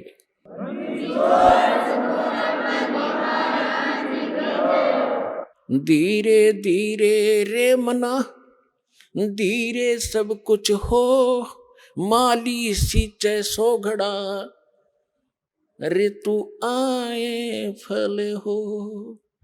আজিলৈ ববুলৰ গছেই ৰুই থৈছিলে। সকলোৱে শাস্ত্ৰবিধি ত্যাগ কৰি মনৰ মতে সাধনা কৰিছিলে। এতিয়া আপুনি এই আমৰ পুলি প্ৰাপ্ত কৰিছে। এতিয়া আপুনি ৰুইছে, ইয়াত পানী দিয়া। সত্য নামৰ মন্ত্ৰৰ যিমানবোৰ প্ৰচেছ আছে, এই সকলো আপোনাৰ জীৱনতো লাভদায়ক আৰু মুক্তিও দিব। যেনেকৈ আমৰ পুলি যদি কোনোবাই ৰুৱে আৰু তাত পানী দিয়ে, কোৱা হয় মালিয়ে সেই গছডালৰ শ ঘটি পানী দিয়ে, যেতিয়ালৈ সেইডাল ডাঙৰ নহয়। যেতিয়া সেইডাল ডাঙৰ হয়, গছ হৈ যায়, তেতিয়া চাবা তাত কেনেকৈ লহপহকৈ ফল লাগিব। আপুনিও খাব, ওচৰৰ পাজৰৰ মানুহেও ছিঙি দিব, আচাৰ বা চাটনি বনাই খাব, তথাপিও শেষ নহ'ব। গতিকে এয়া আম মানে সৎভক্তিৰূপী পুলি। আপুনি এতিয়াহে ৰুইছে, ইয়াক অলপ সময় দিয়ক ভগৱানক। পিছদিনাই ফল চিঙাৰ চেষ্টা নকৰিবা। তেওঁ সমৰ্থবাদী হয়, কিন্তু কিছু সহযোগ নিজৰ ফালৰ পৰা দিয়া কৰক। তেওঁ সমৰ্থবান, তেওঁ আপোনাক তেওঁৰ ফালৰ পৰাই সকাহ দিব। কাৰণ আপোনাৰ সংস্কাৰ বেয়া আছিল, ভাল হোৱা হ'লে দুখত নপৰিল হয়। গতিকে পৰমাত্মাই প্ৰথমে নিজৰ ফালৰ পৰা সকাহ দিব, তাৰ পিছত আপোনাৰ ভক্তিৰূপী পুলিডালক গছ বনাবৰ বাবে এই সাধনবোৰৰ কথা কয় যে দান কৰক, 5টা যজ্ঞ কৰা, ইয়ালৈ আহা। ইয়ালৈ কিয় মতা হয় আপোনাক? আপোনালোকে দেখিছে ইয়াত আলহীৰ দৰে ৰখা হয় আপোনালোকক। আপোনালোকৰ ভাই ভনী যি আগৰ পৰাই লাগি আছে, আপোনাৰ বাবে ভোজন বনাই মেদ দিয়ে, সুবিধা দিয়ে, যাতে আপুনি পৰমাত্মাৰী সন্তান আৰু পৰমাত্মাক চিনক। ইয়ালৈ আহিলে কোৱা হয়, সন্ত মিলন কো চালিও তজমায়া অভিমান, जो कदम आगे रखे ओ हे यज्ञ समान। কোনোবাই কোনোবাৰ পৰা আহে আৰু তাৰ পৰা অহাৰ আগতে আপুনি শ প্ৰকাৰৰ ব্যৱস্থা কৰে। 2-3 দিন আগৰ পৰাই এডজাষ্ট কৰিবলৈ আৰম্ভ কৰে। তেতিয়াৰ পৰাই ভগৱানৰ প্ৰতি আস্থা আগ্ৰহ গুড একাউণ্টত লিখা হয়, যোৱা আৰম্ভ হয়। তাৰপিছত ইয়ালৈ আহে। আগতে এটা যজ্ঞ কৰিবলৈ লাখ লাখ টকা দিছিলে ৰজাসকলে, আৰু আপোনাক কি কৈছে? সন্ত মিলন কো চালিও। এই বিশ্বত পুণ্যাত্মাসকল কোনো সন্ত নাই। এই দাসৰ বাহিৰে অহংকাৰ বুলি নাভাবিব। এওঁ মালিকৰ আজ্ঞাকাৰী, আৰু তেওঁহে মোক সন্ত বনালে। আৰু সন্তৰী সি গুণ আছে যিবোৰ ভগৱানে কৈছে, সন্ত মিলন কো চালিও তজমায়া অভিমান, আৰু जो कदम आगे रखे ओ हे यज्ञ समान। যিমানেই ডাঙৰ পোষ্ট নহওক, ধন যিমানেই নাথাকক কিয়, যি প্ৰকাৰে এজন ৰোগী ডক্তৰৰ ওচৰলৈ যায়, তেওঁ গম পায় যে এওঁৰ দীৰ্ঘ ৰোগ, দুৰাৰোগ্য ৰোগ। গতিকে যোৱাৰ পিছতে ডক্তৰে যি আদেশ দিয়ে যে ইনজেকশ্যন দিম, কয় দিয়ক, পৰীক্ষা কৰোৱা, তালৈ যোৱা, কয় হয়, শুই দিয়া, কয় শুই দিলো, কাপোৰ খুলি দিয়া, চেক কৰিম, কয় হ'ব। গতিকে কোনো অহংকাৰ নাৰাখে। যিমান ডাঙৰি পদবী নাথাকক, তেতিয়া পদবী দেখা নাপায়, তেতিয়া প্ৰাণৰ কথা ভাবে। গতিকে ইয়াত যেতিয়া আপুনি পৰমাত্মাৰ বাবে আহে, এজন বালক হৈ, এজন আধীন, এজন ৰোগী বুলি ভাবি লাহে লাহে আপোনাৰ জ্ঞান হৈ যাব জীৱৰ সাধ্য কি। এতিয়াতো অযথা কাম কৰি আছে, কিন্তু 2 মিনিটত পেৰালাইজ হৈ যাব, মুখ বেকা হ'ব, মাখি ওলোৱা সোমোৱা কৰিব, মুখ বন্ধও কৰিব নোৱাৰে। গতিকে এই জ্ঞানেৰে জীৱৰ সাধ্যৰ কথা গম পায়, কি হয়, কিমান সমৰ্থবান হয়। আমি সমৰ্থবানৰ ভক্তি কৰি তালৈ গুচি যাম, য'ত কোনো কষ্ট নাথাকে। গতিকে কয়, সন্ত মিলন কো চালিও তজমায়া অভিমান, আৰু जो कदम आगे रखे ओ हे यज्ञ समान। গতিকে সেই ভাৱেৰে যেতিয়া আপুনি ইয়ালৈ আহিব দৰ্শনাৰ্থে, গতিকে তাৰ পৰা ইয়ালৈ আহোঁতে যিমানটা খোজ দিয়ে, তেতিয়া প্ৰতিটো খোজ যজ্ঞৰ সমান পুণ্যদায়ক হ'ব। তাৰপিছত ইয়াত 5টা যজ্ঞ কৰোৱা হয়। প্ৰথম এটা যজ্ঞ ধৰ্মৰ, আপোনাৰ যি পইচা দান আহে ইয়ালৈ ধৰ্মভোজ হয়। কত চেট লগোৱা হয়, ফেন অনা হয়, আপোনালোকৰ বাবে সকলো ব্যৱস্থা কৰা হয়। গতিকে যেনেকৈ আপুনি পুৰাণত পঢ়িছিলে, বিষ্ণু পুৰাণত আপোনাক কৈছে যে শ্ৰাদ্ধৰ বিষয়ে এটা তথ্য দিছে যে যদি কোনোবা যোগীক ভোজন কৰোৱা হয়, যোগী তেওঁলোক নহয় যি পেটৰ পানী লৰাই দেখাই দিব ওপৰৰ ফালে ভৰি দি নহয়। যোগী মানে যিয়ে পৰমাত্মাক লগ কৰিবলৈ সৎভক্তি কৰে, সাধক, সত্য সাধক, তেওঁক যোগী কয়, ভগত। গতিকে এজন ভগতক যদি ভোজন কৰোৱা হয়, 1000 ব্ৰাহ্মণ যে মাতা তোমালোকে যজ্ঞ কৰিবৰ বাবে, তেওঁলোকৰো উদ্ধাৰ কৰিব আৰু যজমানৰো কৰিব, আৰু সি প্ৰেতবোৰৰো যাৰ বাবে প্ৰযত্ন কৰি আছা, আৰু ইয়াত আপোনালোক সকলোৱে যোগী আৰু ইয়াত যে আপোনাৰ নিমিত্তে দান হয় যি ভোজন খুওৱা হয় ইয়াৰ পৰা আপোনাৰ উদ্ধাৰ হ'ব আপোনাৰ প্ৰেত সকলোৰো উদ্ধাৰ হ'ব গতিকে আপোনাৰ দ্বাৰা দিয়া যি জ্ঞান ইয়াত আপোনাক সফল কৰিব যেনেকৈ পৰমাত্মা প্ৰত্যেক গ্ৰন্থই কয় যে কুপাত্ৰক দিয়া দান সদায় ব্যৰ্থ হয় আৰু সুপাত্ৰক দিয়া দান সফল হয় পৰমাত্মাই আকৌ কৈছে যে एक यज्ञ है धर्म की दूसरी यज्ञ है ध्यान और तीसरी यज्ञ हवन की चौथी यज्ञ परिणाम और पांचवी यज्ञ ज्ञान की গতিকে ইয়াত আপোনাৰ পাঁচটা যজ্ঞ কৰোৱা হয় এতিয়া প্ৰণাম যজ্ঞ হ'ল আপুনি যে দণ্ডবোধ প্ৰণাম কৰে কিন্তু হৃদয়েৰে কৰিব লাগিব আনক দেখি প্ৰণাম কৰিলে পুণ্য নাপাব যেনেকৈ পৰমাত্মাৰ বাণীত লিখা আছে জয় গোপাল দণ্ডৱত কৰো बामे पैरों पड़ प्रणाम पर दुआ करो दिल पाक से असला असल सलाम পবিত্ৰ হৃদয়েৰে অন্তৰেৰে সঁচা শ্ৰদ্ধাৰে প্ৰণাম জনোৱা নম্ৰতাৰে জনোৱা চাওক প্ৰণামৰ উদ্দেশ্য কি আপোনাক বিনম্ৰ বনাবলৈ যে মানুহৰ যাতে অহংকাৰ নাথাকক আৰু যেতিয়ালৈকে মনত অহংকাৰ থাকিব ভগৱান প্ৰসন্ন নহয় আৰু যেনেকৈ ৰাৱণে যে সাধনা ভক্তি কৰিছিলে পুণ্যাত্মাসকল আপুনিতো লাখ জনমতো নোৱাৰিব ইমান বলিদান দিছিল ইয়াতে কাটি দিছিল কেৱল এটা ত্ৰুটি আছিল তেওঁৰ অহংকাৰ আছিল আৰু সেই অহংকাৰেই তেওঁক ধ্বংস কৰিলে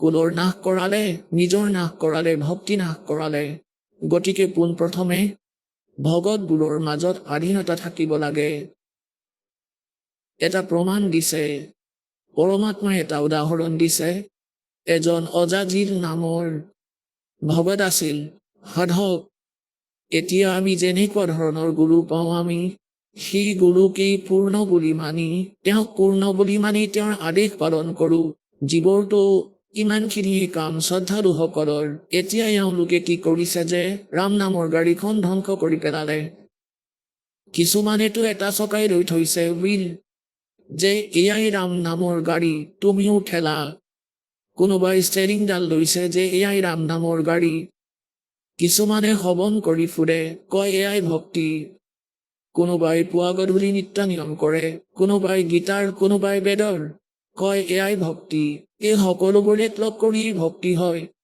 গতিকে তেওঁক এটা চকা দি থৈছিল তেওঁৰ গুৰুৱে যে পুত্ৰ প্ৰণাম জনাবা আৰু প্ৰণাম কৰিলে তুমি স্বৰ্গত স্থান পাবা কাৰণ এই যি যজ্ঞ যেতিয়ালৈকে আমি সৎ সাধনা নাপাওঁ তেওঁ স্বৰ্গলৈকে সাধনা কিন্তু আমি এই যজ্ঞ স্বৰ্গৰ বাবে নহয় নিজৰ মুক্তিৰ বাবে প্ৰয়োগ কৰিম যাৰ যাৰ আমাৰ ওপৰত ধাৰ আছে তেওঁলোকক এয়া দিম যে আপোনাৰ এই ধাৰ ধৰক আমাক আপোনাৰ লোকত ৰেষ্টুৰেণ্ট নালাগে আমি আগলৈ যাব বিচাৰো সি আজাজিলে নিজৰ জীৱন কালত আগতে লাখ বছৰ আয়ুস আছিলে এক আৰব প্ৰণামৰ দণ্ডৱত প্ৰণামৰ শুই শুই যেতিয়া তেওঁ ওপৰলৈ গ'ল বিষ্ণুদেৱক ইষ্ট মানিছিলে বিষ্ণুদেৱও লোকলৈ গ'ল এতিয়া পুণ্যাত্মাসকল যিবোৰ ক্ৰিয়া আপুনি ইয়াত কৰি আছে আপোনাৰ যি স্বভাৱ আপোনালোক তেনেকৈ পৰীক্ষা লোৱা হ'ব ত্ৰিকুটিলৈ যোৱাৰ পিছত যেনেকুৱা শ্ৰদ্ধা আপোনালোকৰ এই দাসৰ প্ৰতি হ'ব তেনেকুৱাই তাত হ'ব গতিকে তাত পৰমাত্মাক আপুনি এই দাসৰ ৰূপত পাব গতিকে সেই অজাজিল নামৰ শ্ৰদ্ধালুৱে যেতিয়া প্ৰণাম কৰিছিলে প্ৰণাম যজ্ঞ কৰিছিলে তাত ইমান ভক্তি সেই স্তৰৰ যি স্বৰ্গলৈ যোৱাৰ বাবে আৰু তালৈ গৈ পোষ্ট পোৱাৰ এই প্ৰণাম যজ্ঞৰে ইমান সংগ্ৰহ হৈ গ'ল তেওঁৰ ভক্তি যেতিয়া বিষ্ণুদেৱৰ লোকলৈ গ'ল তেতিয়া বিষ্ণুদেৱে ক'লে যে ভাই তুমি বহুত ভক্তি কৰিলা মানে বহুত ভাল সাধনা কৰিলা পুত্ৰ সাধনাতে এই সকলোবোৰ অন্তৰ্ভুক্ত তেতিয়া তেওঁ ক'লে হয় সাধনা বহুত কৰিলোঁ 11 আৰব প্ৰণাম কৰিছিলোঁ তেতিয়া বিষ্ণুদেৱে ক'লে যে তোমাৰতো বহুত সিদ্ধিও আহি গ'ল ক'লে হয় ঠিকেই এটা কেঁচ বনাই দিয়া এজন ল'ৰা উৎপন্ন কৰা তেতিয়া ক'লে মই কেনেকৈ কৰোঁ মইতো নাজানো তেতিয়া ভগৱান বিষ্ণুদেৱে ক'লে এনেকৈ কোৱা যে নাৰভৱ সি এনেই কৈ দিলে নাৰভৱ এজন যুৱক সন্মুখত আহি থিয় হ'ল। তেতিয়া ভগৱান বিষ্ণুৱে ক'লে যে তোমাৰ বচনৰ পৰা উৎপন্ন হৈছে, এতিয়া ই তোমাৰ পুত্ৰ, বচনৰ পুত্ৰ হ'ল। ক'লে ঠিক আছে হ'ব, আৰু বহুত ফূৰ্তি পালে যে চোৱা মোৰ কিমান ভক্তি আহিল। যেনে আমি শুনিছিলো বাল্মীকি দেৱে যেতিয়া সীতা গৰ্ভৱতী আছিলে, সীতা দেৱী উলিয়াই দিছিলে, ভগৱান ৰামচন্দ্ৰ দেৱে তেওঁক বাল্মীকিৰ আশ্ৰমলৈ গৈছিল, আৰু তালৈ যোৱাৰ পিছত এজন ল'ৰা উৎপন্ন হৈছিল তেওঁৰ। লৱ, তাৰ নাম ৰাখি দিলে। বহুত দীঘলীয়া কাহিনী, আপোনালোকতো সকলোৱে জানে। বাল্মীকি দেৱে এজন ল'ৰা কুশক বনাই দিছিলে নিজৰ বচনেৰে। আজিৰ দিনৰ মানুহেতো এয়া মানিবলৈ মান্তি নহয়, কাৰণ বিজ্ঞানে নষ্ট কৰিলে এই বুদ্ধি, আধ্যাত্মিক বুদ্ধি। কিন্তু সেয়া শুদ্ধ আছিল। এতিয়া যিমানখিনি পাৰে সিমানখিনি বেটাৰী চাৰ্জ কৰি দিছিলে। তেওঁ ভগৱান হোৱা নাছিলে, আৰু তেওঁৰ মুক্তিও হোৱা নাছিলে। যেতিয়া তাত এটা ল'ৰা হ'ল, বহুত আনন্দিত হ'ল যে স্বৰ্গত এজন পুত্ৰ জন্মিলে, তাৰ লগত থাকিম মই। আকৌ ভগৱান বিষ্ণুৱে ক'লে যে এওঁক প্ৰণাম জনোৱা, দণ্ডৱত। এতিয়া এয়াতো তেওঁৰ খেলেই আছিলে। এইবোৰ খেল খেলিতো তেওঁ এই পদবী পাইছিলে। এতিয়া ক'লে যে নকৰো এওঁক। সুধিলে কিয়? ভগৱানে সুধিলে কিয় নকৰা প্ৰণাম? যে নকৰো, এওঁতো মোৰ পুত্ৰ, মোৰ বচনৰ পৰা হৈছে। এতিয়া ভগৱান বিষ্ণুৱে ভাবিলে ই ফেইল হ'ল পৰীক্ষাত। আকৌ ভাবিলে যে কথা নাই, ইয়াক অলপ গ্ৰেছ মাৰ্ক দি দিওঁ, যাতে ইয়াৰ বুদ্ধিয়ে কাম কৰক। সেই ল'ৰাজনক য'ত সি থিয় হৈ আছিলে এটা বাউণ্ডেৰীৰ ভিতৰত, তাৰ পৰা বাহিৰলৈ পঠিয়াই দিলে। তাত এটা গেট আছিলে, ইমান এটা বাইপাছ ৰাস্তা আছিলে, তাত হাউৰি যাব লাগিছিল বাহিৰলৈ যাবলৈ। ল'ৰাটো এতিয়া বাহিৰত গৈ থিয় হ'ল। এতিয়া ভগৱানে ভাবিলে যে এই অজাজিলক মই এতিয়া গেটেৰে বাহিৰলৈ লৈ যাম, আৰু যেতিয়া ই হাউৰি যাবলগীয়া হ'ব, তেতিয়া মই মানি ল'ম যে ঠিক আছে, ইয়াৰ ভক্তিৰ নাশ নহ'ব, যিমানখিনি ভক্তি কৰিছে। তেতিয়া ভগৱানো হাউৰি উৰাই গ'ল সেই গেটেৰে। সন্মুখত আছিল ল'ৰাজন। তাৰপিছত অজাজিলক ক'লে যে আহা অজাজিল, তোমাক স্বৰ্গখন ফুৰাই আনো। তেতিয়া অজাজিলে ক'লে যে মই জানো তুমি বহুত ছলনাময়, মোক তুমি ঠাট্টা কৰিবা যে দেখিলানে, যদি মই হাউৰি যাওঁ তেনেহ'লে প্ৰণাম কৰা হ'ব সেই ল'ৰাজনক, আৰু আপুনি মোৰ লগত ছল কৰিব বিচাৰিছে। মই অজ্ঞাত নহয়, একেবাৰে নকৰো, নাযাওঁ। তেতিয়া পৰমাত্মাই ক'লে যোৱা মূৰ্খ কৰবাৰ, উৰাই যোৱা। তাৰ পৰা পেলাই দিলে আৰু সকলো ভক্তি কেঞ্চেল কৰিলে। कहते हैं बेअदबी भावनी साहिब के ताही अजाजिल की बंदगी पलवाही भाई। যিহেতু প্ৰণাম কৰি আছা, যি উদ্দেশ্য লৈ কৰি আছিলা, কিন্তু অহংকাৰ আঁতৰা নাই, তেন্তে কি লাভ এইবোৰৰ? কি ৰিহাৰ্চেল কৰিলা? গতিকে পুণ্যাত্মাসকল, এই যে ৰিহাৰ্চেল আপোনালোকক কৰোৱা হয়, কোৱা হয় गोपाल दंडवत कर और पैरा पड़ प्रणाम, दुआ करो दिल पाक से, असला असली इस्लाम। গতিকে এই প্ৰকাৰে ইয়াত যি আপোনালোকক ৰিহাৰ্চেল কৰোৱা হয়, যি জ্ঞান দিয়া হয়, ই আপোনাৰ এই ভক্তিৰূপী যাত্ৰাত খোজে খোজে কামত আহিব। আৰু এই প্লাছ আৰু মাইনাছ, এই ফাউল পইণ্ট আপোনালোকক কোৱা হয়, যাতে আপুনি এই ভক্তিত নাশ নকৰে। কোৱা হয় जैसे माता गर्भ को, जैसे माता गर्भ को रखे यतन बनाए, ठेस लगे ते छन होवे तेरी ऐसे भक्ति जावे। आय है যেনেকৈ কোনো ভনী গৰ্ভৱতী হয়, তেওঁ কিমান সাৱধানেৰে চলে নিজৰ লালক, ল'ৰা বা ছোৱালীক পৰিপক্ক কৰিবলৈ। যেতিয়াই বাগৰ সলাই ৰাতি একেবাৰে জাপ মাৰি উঠে যে মোৰ সন্তানৰ যাতে কষ্ট নহওক, ওখ চাপৰ ঠাইত গ'লে যাতে ক'তো উজতি নাখায়, এনেকুৱা কোনো খাদ্য নাখাওঁ যাৰ বাবে মোৰ গৰ্ভপাত হয়। গতিকে এই প্ৰকাৰে পৰমাত্মাই কয় जैसे माता गर्भ को रखे यतन बना और ठेस लगे तो छन होवे तेरी ऐसे भक्ति जा। গতিকে পুণ্যাত্মাসকল, এই ভক্তিৰ লগে লগে সাৱধানতা আৰু মৰ্যাদা আৱশ্যক, তেতিয়াহে সফলতা পাব। গতিকে সৌভাগ্য আপোনাৰ, আপোনালোক সত্যলোক আশ্ৰম বৰবালালৈ অহাৰ শুভ অৱসৰ প্ৰাপ্ত কৰিলে, আৰু সেই অমূল্য জ্ঞান আৰু অমূল্য সাধনা পালে, যাৰ বাবে দেৱতাও ব্যাকুল হৈ আছে। আপোনাক জন্ম দিয়া পিতৃ মাতৃক ধন্যবাদ। बोलो सतगुरुदेव।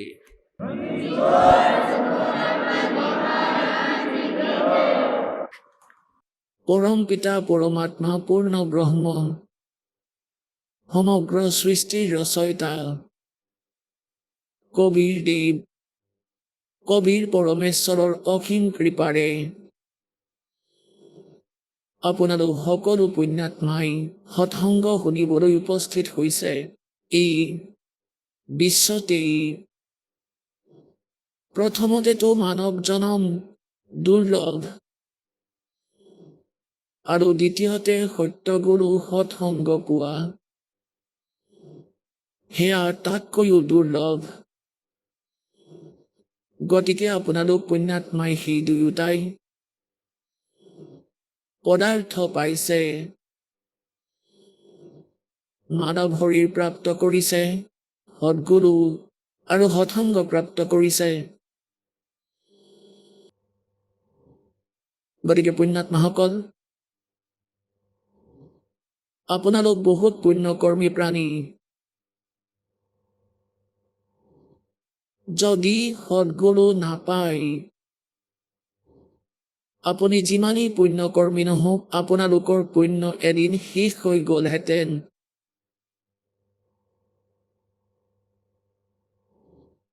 এই যি পূৰ্বজনমৰ পুণ্য, যুগ যুগ ধৰি কৰা পুণ্য কৰ্মৰ যি আপোনাৰ ৰিজাল্ট পৰিণাম সেয়া সংৰক্ষিত হয় আৰু আগলৈ সেই সংৰক্ষিত সংগ্ৰহ কৰিবলৈ মানে পুণ্য উপাৰ্জন কৰিবলৈ যদি আমি কোনো সাধন নাপাওঁ, গতিকে তেতিয়া সেই পুণ্য কৰ্মী প্ৰাণী যি পূৰ্বজনমৰ পৰা যুগ যুগ ধৰি পুণ্য একত্ৰিত কৰি থৈছে,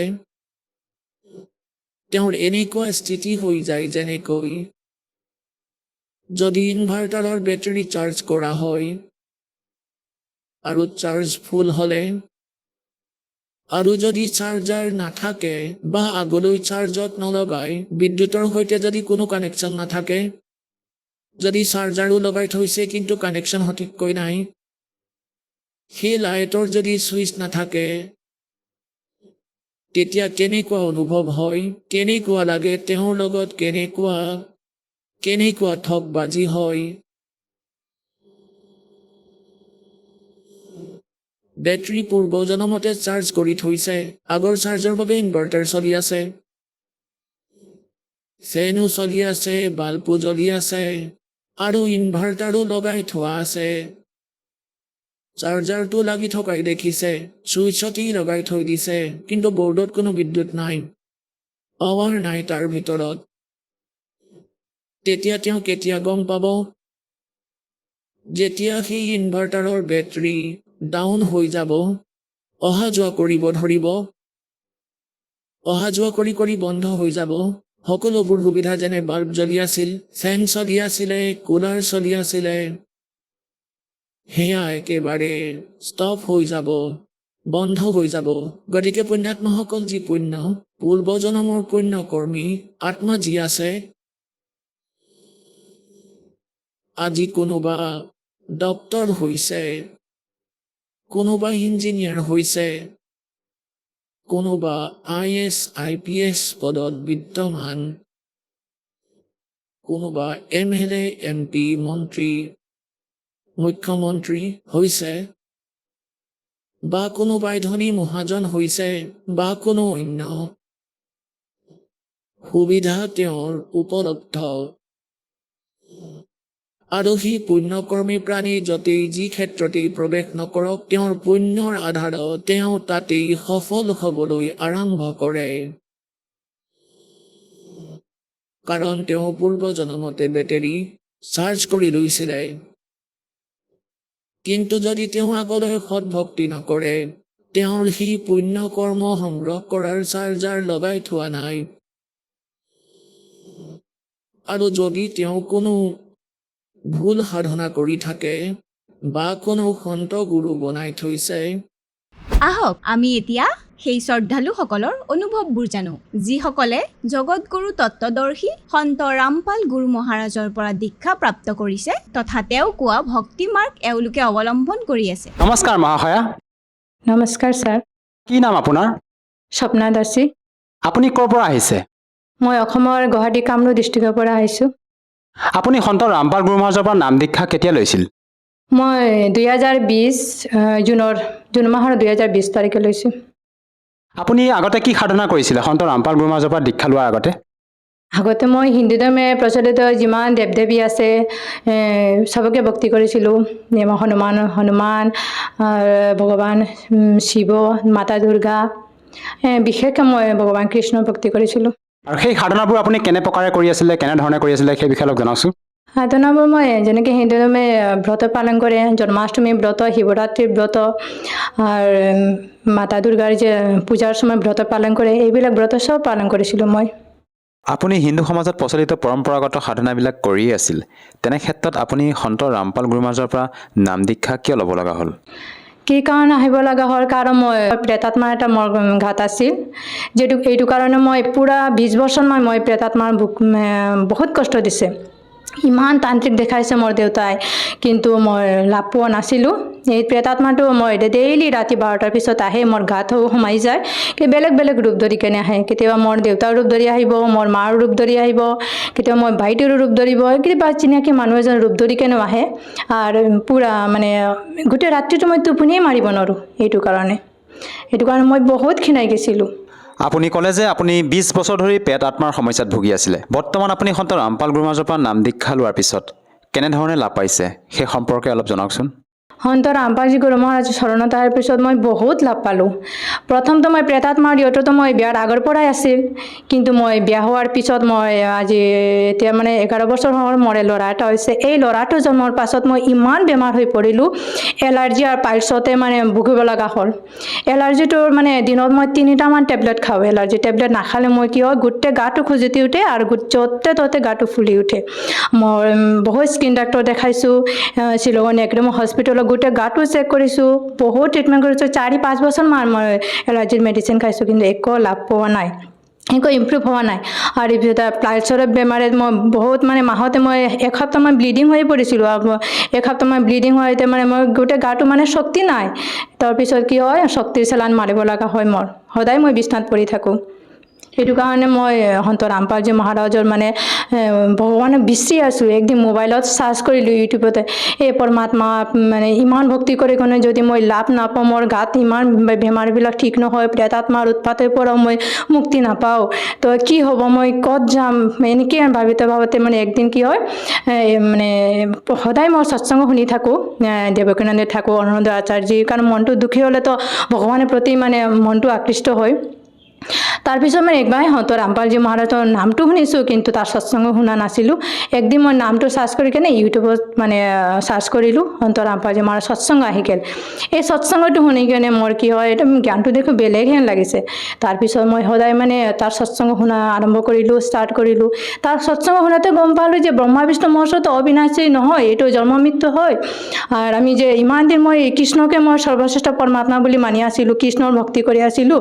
মানে সদায় মই বিচনাৰ পৰা উঠোতে মই কৃষ্ণ, কিবা এটা কাম কৰি কৃষ্ণ, মানে এনি টাইম মানে কৃষ্ণ ভক্তি কৰি আছোঁ। ৰাতি শুৱাৰ সময়ত কৃষ্ণৰ ভগৱানৰ লগত এনেই কথা পাতি মানে ভাগাৰ দিছিলোঁ, কিন্তু মই একোই লাভ পোৱা নাছিলোঁ। তাৰ ৰামপালজী মহাৰাজৰ সৎসংগতে শুনোতে সৎসংগ দেখিতে মই গম পালোঁ যে এইটো মানে পূৰ্ণ পৰমাত্মা কোন হয়। এইটো পূৰ্ণ পৰমাত্মা কোন হয়? পূৰ্ণ পৰমাত্মা কবিৰদেৱ হয়। আমাৰ হিন্দু ধৰ্মৰ শ্ৰদ্ধালুসকলে ব্ৰহ্মা বিষ্ণু মহেশক অজৰ অমৰ বুলি ভক্তি সাধনা কৰি আহিছে। তেওঁলোকে এই কথাষাৰ কেনেকৈ মানি ল'ব? সন্ত ৰামপালজী মহাৰাজ সৎসংগ দেখোতে মই গম পালোঁ, এইটো দেৱী ভাগৱত পুৰাণী 123 পৃষ্ঠাত প্ৰমাণ আছে। স্বয়ং বিষ্ণুৱে স্বীকাৰ কৰিছে মোৰ জন্ম মৃত্যু হয়। আমাৰ আবিৰ্ভাৱৰ তিৰুভাৱ হয়, আবিৰ্ভাৱ মানে জন্ম, তিৰুভাৱ মানে মৃত্যু হয়, তেনেহ'লে অবিনাশী নহয়। তেনেহ'লে অবিনাশী পৰমাত্মা ভক্তি কৰিলে আমাৰ জন্ম মৃত্যুৰ পৰা আমি মোক্ষ লাভ কৰিব পাৰোঁ। এইটো সন্ত ৰামপালজী গুৰু মহাৰাজৰ সৎসংগতে মই শুনি কেনে গম পালোঁ। আমাৰ পবিত্ৰ ভাৰত ভূমিত লাখৰ তুলনাত আধ্যাত্মিক গুৰু আছে। এনে ক্ষেত্ৰত আপুনি এগৰাকী শিক্ষিত মহিলা হিচাপে আমাৰ অন্য গুৰুক ত্যাগ কৰি আপুনি সন্ত ৰামপাল গুৰু মহাৰাজকে কিয় গুৰু হিচাপে ধাৰণ কৰিলে? সন্ত ৰামপালজী গুৰু মহাৰাজ চৰণ দীক্ষা তোলাৰ কাৰণ মানে অন্য গুৰু তো সৎসংগত মই আগৰ পৰাই শুনি আছিলোঁ, কিন্তু কোনো সন্তে মানে কিতাপৰ পৰা মোৰ মানে পূৰ্ণ পৰমাত্মা কোন হয় দেখাই দিয়া নাই। মানে সন্ত ৰামপালজী মহাৰাজে গুৰু গ্ৰন্থৰ পৰা দেখাই দিছে, কোৰআন শৰীফৰ পৰা দেখাই দিছে, বাইবেলৰ পৰা দেখাই দিছে, গীতাৰ পৰা দেখাই দিছে, যে বেদৰ পৰাও দেখাই দিছে যে কোন পূৰ্ণ পৰমাত্মা কোন হয়, কিন্তু কোনো সন্তে এইবিলাক এনেকৈ দেখাই দিয়া নাই, এনেকৈ প্ৰুফ দেখাই নাই। সন্ত ৰামপালজী মহাৰাজ প্ৰুফ সহ দেখাই দিছে যে পূৰ্ণ পৰমাত্মা কোন হয়, যাৰ সাধনা কৰিলে, যাৰ ভক্তি কৰিলে আমি জন্ম মৃত্যুৰ পৰা আমি মোক্ষ লাভ কৰিব পাৰিম, আৰু শাস্ত্ৰ অনুসাৰ ভক্তি কৰিলেনো আমি লাভ পাওঁ। এইটো কাৰণে মই আগতে ইমান ভক্তি কৰি কেনে আমি লাভ পোৱা নাছিলোঁ, কাৰণ আমি আগতে মই শাস্ত্ৰ বিধি ত্যাগ কৰি কেনে ভক্তি কৰিছিলোঁ। আৰু অন্য কিবা লাভ পাইছে নেকি সন্ত ৰামপাল গুৰু মহাৰাজৰ পৰা দীক্ষা লোৱাৰ পিছত? এই অন্য লাভ মানে মই এলাৰ্জিটো বহুত ডাঙৰ লাভ হয়, কাৰণ মই আগতে মেডিচিন খাই কেনে মই আছিলোঁ, দিনত তিনিটামান মেডিচিন খাইছিলোঁ, কিন্তু সন্ত ৰামপালজী মহাৰাজৰ চৰণত অহাৰ পিছত মই একদম মেডিচিন খোৱা বন্ধ কৰিলোঁ। মেডিচিন নোখোৱাকৈ অকল দীক্ষা লোৱাতে মই সুস্থ হ'লোঁ। আৰু পাইছোঁ যে ব্লিডিং হৈ কেনে মই মাহতে মই ব্লিডিং হৈ আজিকলৈকে মাহতে মই ব্লিডিং হৈছিল, ইমান দুৰ্বল হৈ পৰিছিলোঁ, কিন্তু আজিকলৈকে মই সন্ত ৰামপালজী মহাৰাজৰ চৰণত যোৱাৰ পিছত মই আজিকলৈকে মই পাইছোঁ দেখাই দিয়া নাই, এলাৰ্জিটো দেখাই দিয়া নাই, এমনকি প্ৰেত আত্মাৰ পৰা মই মুক্তি পালোঁ। সঁচাই ভাবিব লগা কথা, আচৰিত কথা, এজন সাধাৰণ সন্তৰ পৰা নাম দীক্ষা লোৱাৰ পিছতে আপুনি বিভিন্ন প্ৰকাৰে লাভ পাইছে। আচলতে আপোনালোকৰ গুৰু সন্ত ৰামপাল গুৰু মহাৰাজে আপোনালোকক এনেকুৱা কি ভক্তিবিধি প্ৰদান কৰে যাৰ দ্বাৰা নেকি আপোনালোকে এনেধৰণৰ লাভ পাবলৈ সক্ষম হৈছে? সন্ত ৰামপালজী মহাৰাজ শাস্ত্ৰ অনুকূল ভক্তি প্ৰদান কৰে, কাৰণ শাস্ত্ৰ অনুসাৰ ভক্তি প্ৰদান কৰে, কাৰণ শাস্ত্ৰ অনুসাৰ ভক্তি কৰিলেনো আমাৰ লাভ হ'ব। কোনো সন্তে শাস্ত্ৰ অনুসাৰ ভক্তি কৰে, কোনো সন্তে শাস্ত্ৰ অনুকূল ভক্তি প্ৰদান কৰা নাই, অকল সন্ত ৰামপালজী মহাৰাজে শাস্ত্ৰ অনুকূল ভক্তি প্ৰদান কৰি আছে। এইটো কাৰণে সন্ত ৰামপালজী মহাৰাজৰ চৰণত গ'লে আমি তাৰ মতে আমি সন্ত ৰামপালজী মহাৰাজে যিটো ভক্তিবিধি প্ৰদান কৰে ন, এই ভক্তিবিধিৰ মতে আমি ভক্তি কৰিলে আমাৰ আৰ্থিক আৰু শাৰীৰিক লাভ হয়। আপুনি সন্ত ৰামপাল গুৰু মহাৰাজৰ পৰা নাম দীক্ষা লোৱাৰ পিছত বিভিন্ন ধৰণে লাভ পাইছে।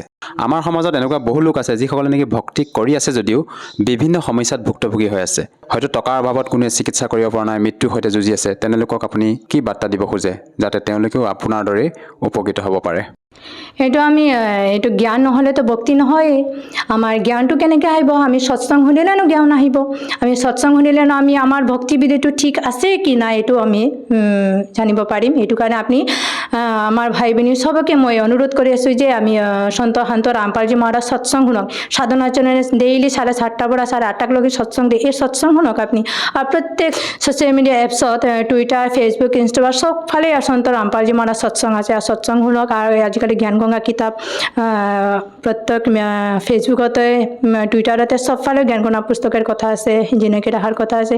এই পুস্তকবিলাক আপুনি পঢ়ক, জানক। আপুনি যিহেতু জনালে আপুনি সন্ত ৰামপাল গুৰু মহাৰাজৰ পৰা নাম দীক্ষা লোৱাৰ পিছতে আপোনাৰ যি ভূত প্ৰেতৰ সমস্যা আছিলে তাৰ পৰা আপুনি পৰিত্ৰাণ পালে, লগতে আপুনি শাৰীৰিকভাৱে বিভিন্ন সমস্যাত ভুগি আছিল, সেইবিলাকৰ পৰা আপুনি পৰিত্ৰাণ পাইছে। যদিহে কোনো লোকে সন্ত ৰামপাল গুৰু মহাৰাজৰ পৰা সহজভাৱে নাম দীক্ষা ল'ব বিচাৰে, কেনেকৈ ল'ব পাৰিব? আজিকালি বহুত সুবিধা হৈছে, আগতেতো ইমান সুবিধা নাছিল। আজিকালি প্ৰত্যেক ডিষ্ট্ৰিক্টে সন্ত ৰামপালজী মহাৰাজৰ নামদান চেণ্টাৰ আছে। আপুনি সন্ত ৰামপালজী স্পিৰিচুৱেল লিডাৰ সন্ত ৰামপালজী মহাৰাজ ফেচবুকত চাৰ্চ কৰিলে আপুনি সন্ত ৰামপালজী সৎসং পাই যাব। এই সৎসংৰ তলতে এটা নম্বৰ দি থাকে, এই নম্বৰতে এটা ফোন কৰিলে আপুনি নজদিকি নামদান চেণ্টাৰ পাই যাব। তাতে আমি ফোন কৰি কেনে আমি নজদিকি নামদান চেণ্টাৰত যাই কেনে দীক্ষাটো ল'ব পাৰিম। আৰু প্ৰত্যেক টুইটাৰ, ফেচবুক, ইনষ্টাগ্ৰাম চবফালে সন্ত ৰামপালজী মহাৰাজৰ সৎসং আছে। এই সৎসংগতে প্ৰত্যেক সৎসংগতে আমি তলতে এটা নম্বৰ দি থাকে, এই নম্বৰটো আমি এই নম্বৰতে ফোন কৰিলে আমি নজদিকি নামদান চেণ্টাৰ পাই যাওঁ। শেষত যিসকল লোকে আপোনাক এই টিভি স্ক্ৰীণত প্ৰত্যক্ষ কৰি আছে, আপোনাৰ স্থলুৱা ভাষাত সেইসকল লোকৰ বাবে কি বাৰ্তা দিব বিচাৰে যাতে তেওঁলোকেও আপোনাৰ দৰে উপকৃত হ'ব পাৰে? মই মণিপুৰী বিশ্বপ্ৰিয়া মণিপুৰী সমাজৰ হাবি ভাই ভনী হাবিৰি মাতুৰিমি সন্ত ৰামপালজী মহাৰাজ পূৰ্ণ চন্দ্ৰ তাৰ চৰণে আহ। কেৱল মি আগে কিচাৰে মানে নোৱাৰা পানীলৈ ভুগি আছিলোঁ, কিন্তু আজি সন্ত ৰামপালজী মহাৰাজৰ চৰণে আহি হাবি নোৱাৰা পানীতো মুক্তি পাইলোঁ। কাৰণ সন্ত ৰামপালজী মহাৰাজ গীতাৰ প্ৰমাণ কৰি দেখাইছে, মানে হৈ লয় যে পূৰ্ণ পৰমাত্মা কুংগ, যিগৰ ভক্তি কৰিলে আমি মোক্ষ লাভ কৰিব পাৰিম। মই মাতুৰিতা হাবি বাই ভনীৰ অনুৰোধ জনাৰি একবাৰ হলেও সন্ত ৰামপালজী মহাৰাজ সৎসংগ শুনক, আৰু সন্ত ৰামপালজী মহাৰাজৰ জ্ঞান গংগা পুস্তক আৰু জিনেকি ৰাহা পুস্তক পঢ়ক, জানক। ধন্যবাদ। ধন্যবাদ স্যাৰ।